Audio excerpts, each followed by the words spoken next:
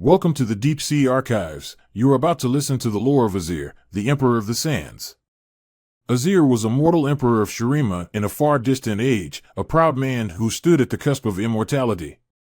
His hubris saw him betrayed and murdered at the moment of his greatest triumph, but now, millennia later, he has been reborn as an ascended being of immense power. With his buried city risen from the sand, Azir seeks to restore Shurima to its former glory. Thousands of years ago, the Shuriman Empire was a sprawling realm of vassal states conquered by powerful armies led by all but invincible warriors known as the Ascended. Ruled by an ambitious and power-hungry emperor, Shurima was the greatest realm of its day, a fertile land blessed by the power of the sun that shone from a great golden disk floating atop the temple at the heart of its capital. The youngest and least favored son of the emperor, Azir was never destined for greatness. With so many siblings ahead of him, he would never be emperor. Most likely he would take up a position in the priesthood or as governor of some backwater province. He was a slender, studious boy who spent more time perusing the texts collected in the great library of Nasus than training to fight under the stern tutelage of the ascended hero, Runeterra. Amid the twisting shelves of scrolls, books, and tablets, Azir met a young slave boy who visited the library almost every day in search of texts desired by his master. Slaves in Shurima were forbidden to take names, but as the two boys became friends, Azir broke that law and called his new friend Zareth, which means one who shares. He appointed Zareth, though he was careful never to endanger him by naming him publicly, as his personal slave, and the two boys shared their love of history by learning all they could of Shurima's past and its long legacy of ascended heroes. While traveling with his father, brothers, and Runeterra on the yearly tour of the empire, the royal caravan stopped at a well-known oasis for the night. Azir and Zareth stole away in the middle of the night to draw the stars and add their own celestial maps to those they had studied in the great library. While they drew the patterns of constellations, the royal caravan was attacked by a cabal of assassins sent by the emperor's enemies. One of the assassins found the two boys out in the desert and was poised to cut Azir's throat when Zareth intervened, throwing himself upon the assassin's back. In the ensuing melee, Azir freed his dagger and plunged it into his attacker's throat. Azir took up the dead man's sword and rushed back to the oasis, but by the time he returned, the assassins were already defeated. Runeterra had protected the emperor and slain the attackers, but Azir's brothers were all dead. Azir told his father of Zareth's courage and asked him to reward the slave boy, but his words fell on deaf ears. In the emperor's eyes, the boy was a slave and beneath his notice, but Azir swore that one day he and Zareth would be brothers. The emperor returned to his capital, with the 15-year-old Azir now his heir, and unleashed a merciless campaign of bloodshed against those he believed had sent the assassins. Shurima descended into years of paranoia and murder as the emperor took revenge on any he suspected of treason. Though he was now heir to the throne, Azir's life yet hung by a thread. His father hated him, wishing he had died instead of his brothers, and the queen was still young enough to bear sons. Azir trained in combat, for the attack at the oasis had revealed how little he knew of the deadly arts. Runeterra took up the task of teaching the growing prince, and under his aegis, Azir learned to wield sword and spear, to command warriors, and to read the ebb and flow of battle. The young heir elevated Zareth, his only trusted confidant, and made him his right-hand man. To better counsel him, Azir tasked Zareth with seeking out knowledge wherever he could find it. Years passed, but the queen was never able to carry a child to term, every conceived infant perishing before it could be born. So long as the queen remained barren, Azir's life was relatively safe. Some around the court believed a curse was at work, and a few even whispered the young heir's name in connection with this, though Azir claimed innocence and even executed some who dared voice such accusations openly.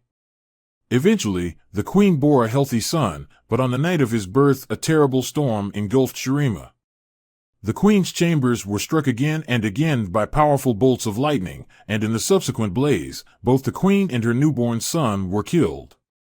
It was said the emperor went mad with grief and took his own life upon hearing the news, but tales soon spread of how he and his guards had been found lying in pieces on the palace floor, their bodies little more than charred skeletons. Azir was shocked by their deaths, but the empire needed a leader, and with Zerath at his side he took control of Shurima as its emperor. Over the next decade, he expanded Shurima's borders and ruled with a harsh, but just hand. He instituted reforms to better the lives of slaves and privately developed a plan to overturn millennia of tradition and eventually free them all. He kept his plan secret, even from Zerath, and the issue of slavery would prove to be a continual bone of contention between them. The empire had been built on the back of slavery, and many of the great noble houses depended on enforced labor for their vast wealth and power. Such monolithic institutions could not be overturned overnight, and Azir's plans would be undone were they to become common knowledge. Despite Azir's desire to name Zerath his brother, he could not do so until all Shurima's slaves were free. Through these years, Zerath protected Azir from his political rivals and guided the expansion of the empire. Azir married and fathered numerous children, some by wedlock, others by ill-advised liaisons with slaves and harem girls. Zerath stoked the emperor's grand vision of an empire greater than any the world had ever known. But to stand as ruler over the entire world, Zerath convinced Azir that he would need to be all but invincible, a god amongst men, an ascended being.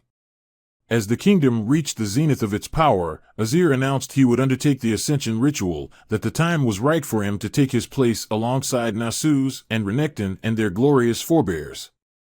Many questioned this decision. The ascension ritual was highly dangerous and intended only for those near the end of their lives, those who had devoted their lives to Shurima and whose service was to be honored with ascension. It was for the sun priests to decree who would be blessed with ascension, not the hubris of an emperor to bestow it upon himself. Azir would not be dissuaded from his rash course of action, for his arrogance had grown along with his empire, and he ordered them to comply on pain of death. The day of the ritual finally came, and Azir marched toward the dais of ascension, flanked by thousands of his warriors and tens of thousands of his subjects. The brothers Renekton and Nasus were absent, having been dispatched by Zerath to deal with an emergent threat, but still Azir would not turn from what he saw as his great destiny. He climbed to the great golden disk atop the temple at the heart of the city, and in the moments before the sun priests began the ritual, he turned to Zerath and finally freed him. And not just him, but all slaves. Zerath was stunned into speechlessness, but Azir was not yet done. He embraced Zerath and named him his eternal brother, as he had promised he would all those years ago. Azir turned as the priests began the ritual to bring down the awesome power of the sun. Azir was unaware that Zerath had studied more than just history and philosophy in his quest for knowledge. He had learned the dark arts of sorcery, all the while nursing a desire for freedom that had grown like a cancer into a burning hatred. At the height of the ritual, the former slave unleashed his powers and Azir was blasted from his place on the dais. Without the protection of the runic circle, Azir was consumed by the sun's fire as Zerath took his place. The light filled Zerath with power, and he roared as his mortal body began to transform. But the magic of the ritual was not intended for Zerath, and such awesomely powerful celestial energies could not be diverted without dire consequence.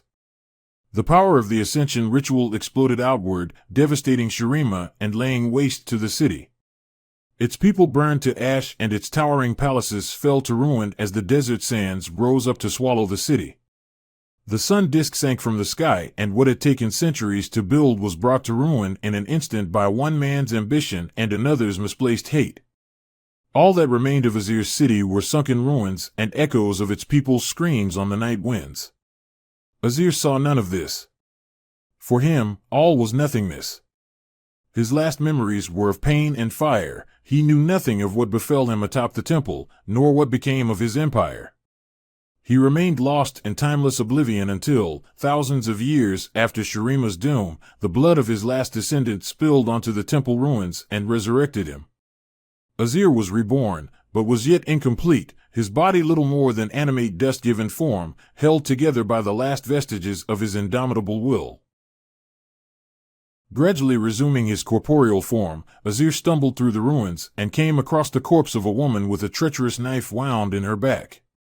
He did not know her, but saw in her features the distant echo of his bloodline. All thoughts of empires and power were forgotten as he lifted this daughter of Shurima and bore her to what had once been the oasis of the dawn. The oasis was empty and dry, but with every step Azir took, clear water began filling the rocky basin. Azir immersed the woman's body in the restorative waters of the oasis, and as the blood washed away, only a faint scar remained where the blade had pierced her.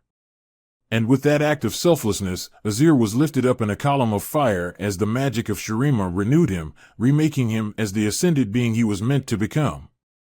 The sun's immortal radiance poured into him, crafting his magnificent, hawk-armored form and granting him the power to command the very sand itself.